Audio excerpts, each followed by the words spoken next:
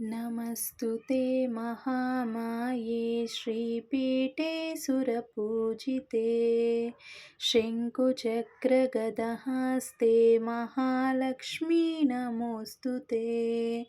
नमस्ते गरुडारूढे कोलासुरभयङ्करी सर्वपापहरे देवी महालक्ष्मी नमोऽस्तुते।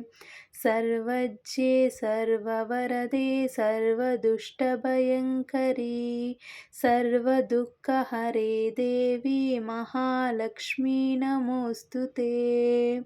सिद्धिबुद्धिप्रदे देवी भक्तिमुक्तिप्रदायिनी मन्त्रमूर्ते सदा देवी महालक्ष्मी नमोऽस्तुते।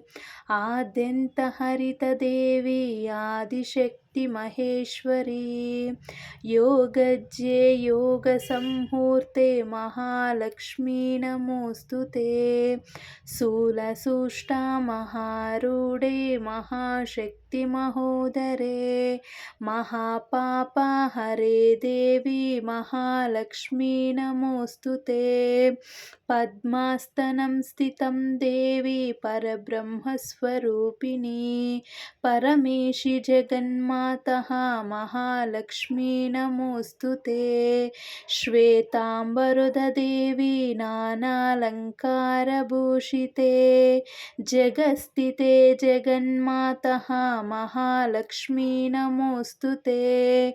महालक्ष्मी अष्टकं सूत्रं यः पठे भक्तिमार्गदः सर्वसिद्धि महाप्राप्तुं राज्यं प्राप्नोति सर्वदा।